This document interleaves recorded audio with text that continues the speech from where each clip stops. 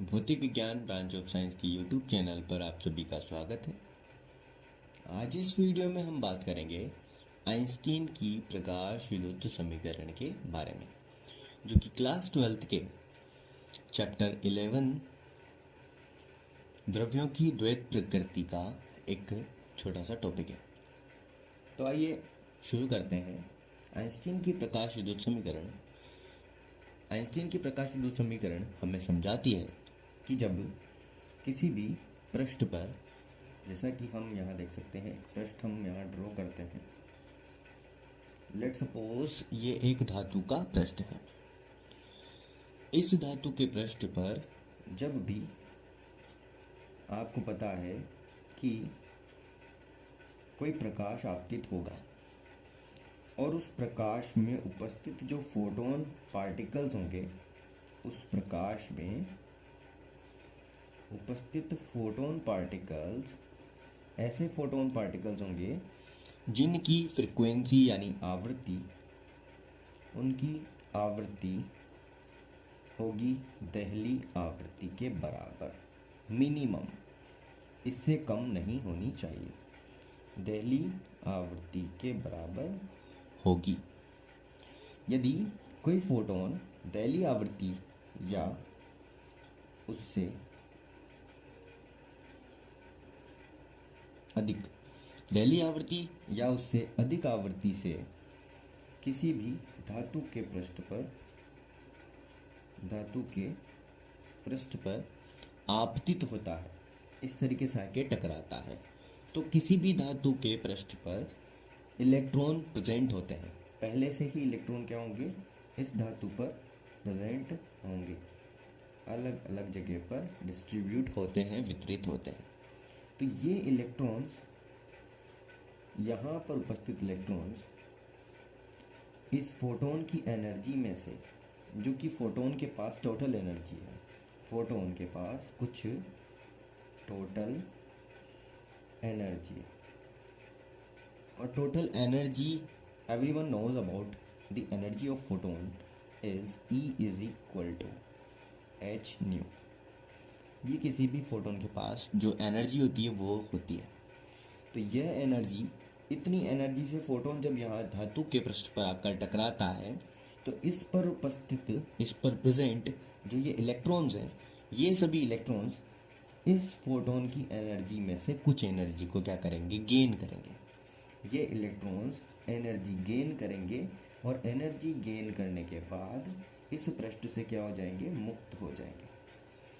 इस फोटोन से एनर्जी लेकर और ये इलेक्ट्रॉन्स इसमें से मुक्त हो जाएंगे, यानी बाहर निकलेंगे। जब ये बाहर निकलेंगे तो इनके पास कुछ ऊर्जा होगी, यानी कहें ऐसा कि इस फोटोन की एनर्जी में से जितनी एनर्जी, मान लेते थोड़ी सी एनर्जी, इस इलेक्ट्रॉन को या इनमें से जितने भी इलेक्ट्रॉन्स हैं, उन इलेक्ट्रॉन्स को बाहर निकालने में कुछ एनर्जी क्या करती है, कार्य करती है। तो यहाँ पर इस इलेक्ट्रॉन को मुक्त होने में जितनी एनर्जी लगती है, उस एनर्जी को हम कहते हैं धातु का कार्यफलन। क्या कहलाता है, धातु का कार्यफलन कहलाता है। यानी इलेक्ट्रॉन को इस धातु के पृष्ठ से मुक्त करने में लगने वाली जो ऊर्जा है, उसको हम धातु का कार्यफलन कहते हैं। ये धातु का कार्यफलन कहलाता है फाई नॉट, जो कि इस लेसन के स्टार्टिंग में ही हम पढ़ते हैं। उसके बाद में इस एनर्जी में से total energy E is equal to h nu, इसमें से कुछ एनर्जी चली जाती है धातु के कार्यफलन में, और फिर जो बची हुई एनर्जी होती है वो इन इलेक्ट्रॉन्स को क्या करती है, मोशन देती है, यानी गति प्रदान करती है। तो जब ये इलेक्ट्रॉन क्या करेंगे, गति करेंगे, जब इलेक्ट्रॉन गति करेंगे तो इनके पास एक एनर्जी आ जाएगी, उसको कहेंगे हम गतिज ऊर्जा, उसको कहेंगे गतिज ऊर्जा। यानी इस फोटोन की टोटल एनर्जी, इसको मुक्त करने में लगने वाली एनर्जी, यानी धातु के कार्यफलन, और यह धातु के कार्यफलन के बाद इलेक्ट्रॉन स्टेबल तो रहेगा नहीं, क्योंकि इसके पास आ जाएगी एनर्जी, इसको मूव होना है। तो ये जब मूव होगा तो वो जब मूवमेंट होगी, उस मोमेंट में जो इसके पास एनर्जी होगी वो इसकी टोटल काइनेटिक एनर्जी होगी। तो ये वाली जो टोटल एनर्जी है वो 2 पार्ट्स में डिवाइड हो गई। किस किस में? एक तो धातु के कार्यफलन में और एक इस इलेक्ट्रॉन की काइनेटिक एनर्जी में। तो अकॉर्डिंग टू हम कह सकते हैं ऊर्जा संरक्षण के नियम से, ऊर्जा संरक्षण का नियम क्या कहता है कि टोटल एनर्जी जो है वो किसी भी प्रक्रिया से पहले और प्रक्रिया के बाद टोटल एनर्जी की वैल्यू कंजर्व रहती है, संरक्षित रहती है। ठीक है, तो यहाँ पर हम कह सकते हैं कि फोटोन की कुल ऊर्जा इक्वल होगी धातु के कार्यफलन यानी फाई नॉट और प्लस इक्वल होगी इलेक्ट्रॉन की अधिकतम गतिज ऊर्जा के। यहाँ तक की बात क्लियर होगी, आई होप यहाँ तक समझ में आ गया होगा आपको। अब आगे बढ़ते हैं।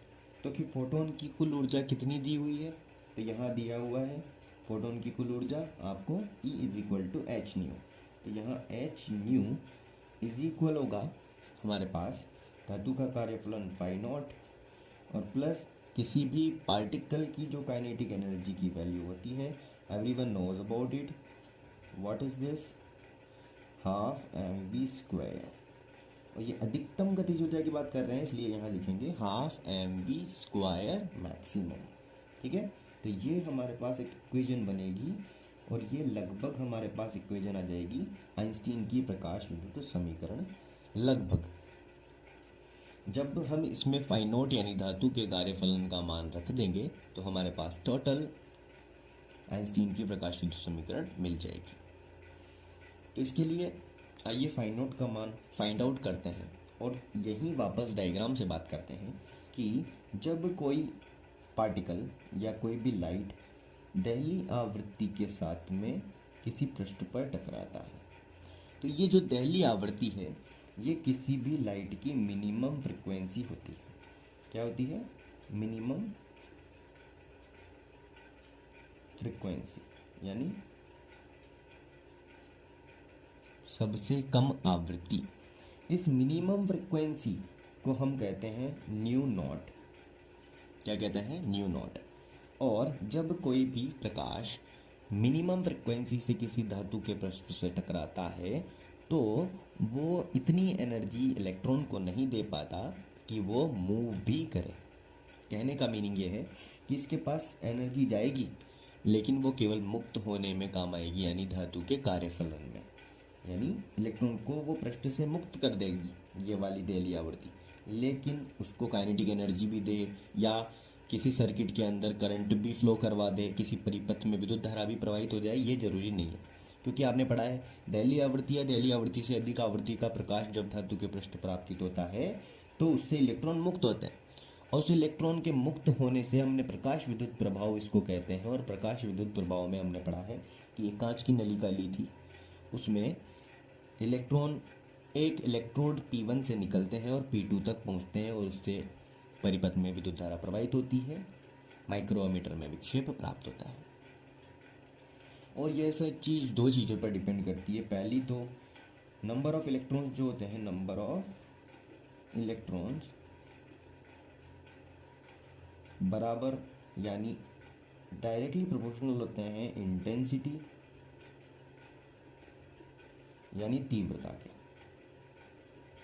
और दूसरी जो बात उसमें निकल के आती है वो होती है हमारे पास मैक्सिमम काइनेटिक एनर्जी, मैक्सिमम गतिज ऊर्जा। ये समानुपाती होती है आवृत्ति के यानी फ्रीक्वेंसी के।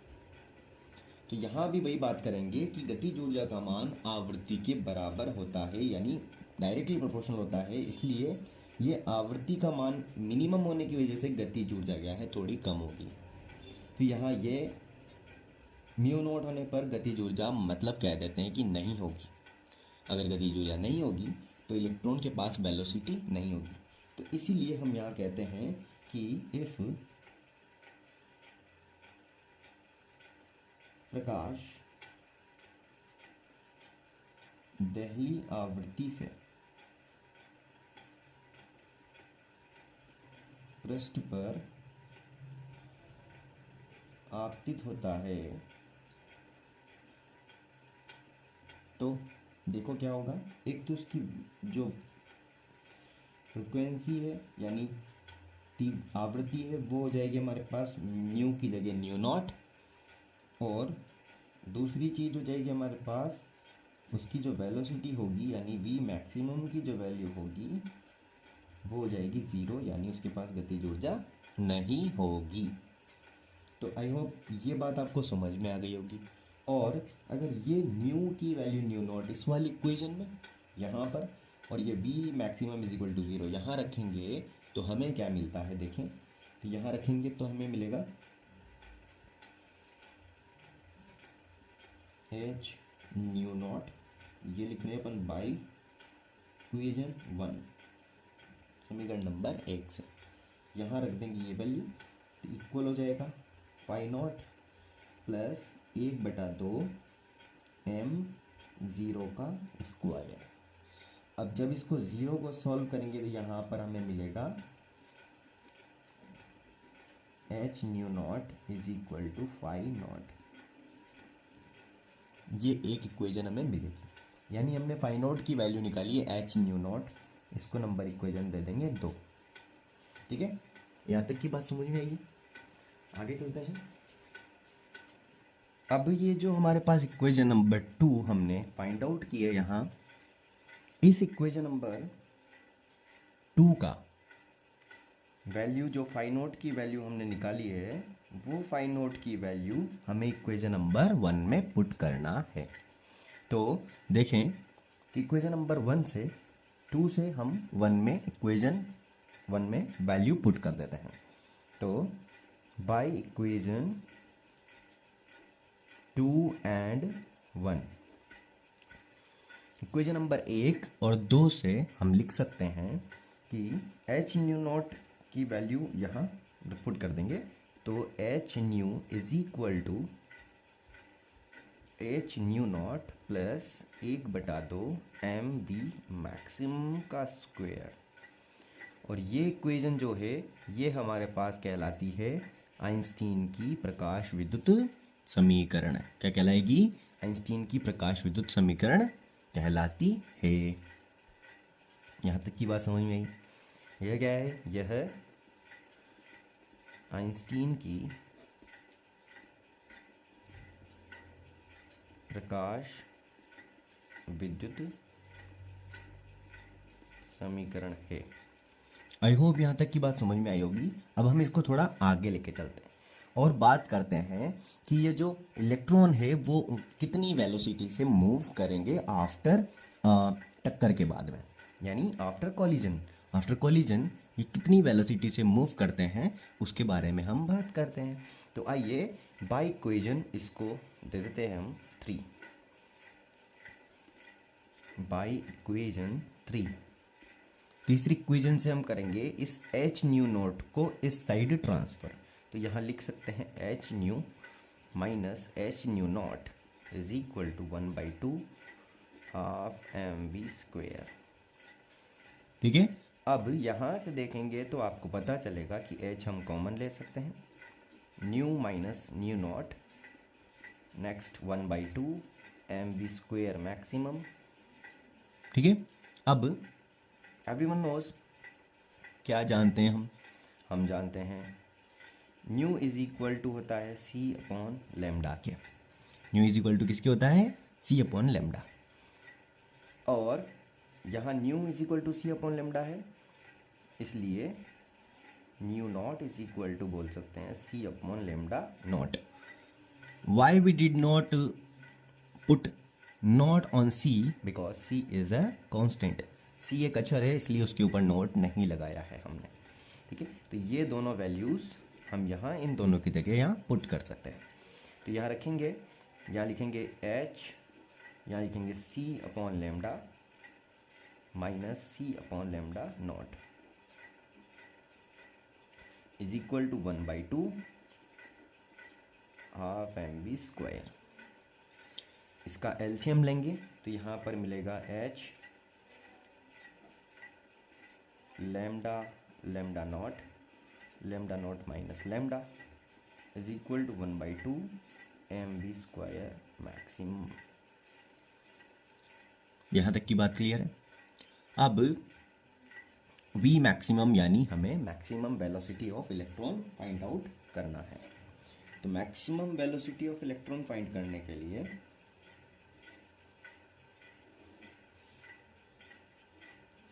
हम लिखेंगे